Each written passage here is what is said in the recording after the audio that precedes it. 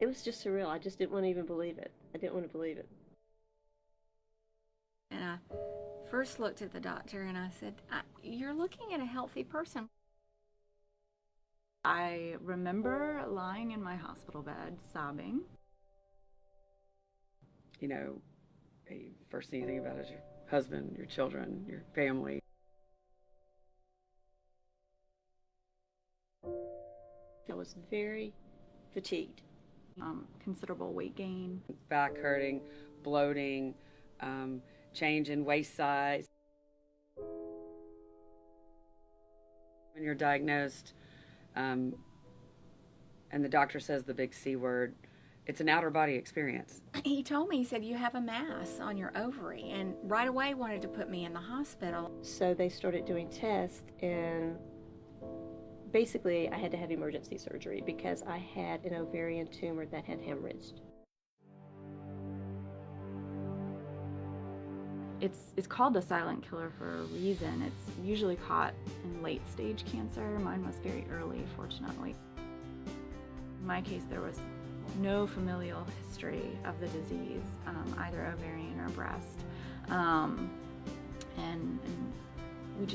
we were shocked and we were blown away, and you just never know. And here's our beautiful son, Chase. Yeah, and he was born a year and a half ago, and he is the joy and miracle and light of our life.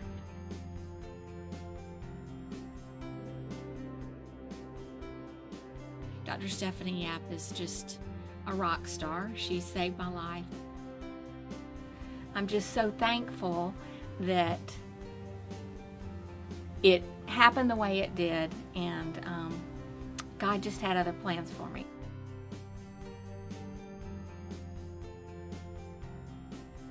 Now, again, because I was so young, 34, I think that's the part that shocked me. What? Because I just assumed that ovarian cancer was for postmenopausal 50-plus-year-old women, and that's not true. In 1995, I became pregnant. So this was in 1992, so 3 years later I became pregnant and I had my daughter, who's now 21 years old. God, they've already been through this. How are they going to do this again? My children were 7 and 10 years old when I was diagnosed with cancer. And then the fear of having to tell them again.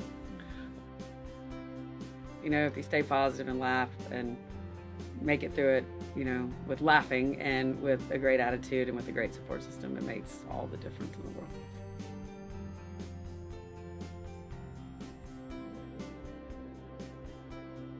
And so our cause really is around the research and to eventually find a cure.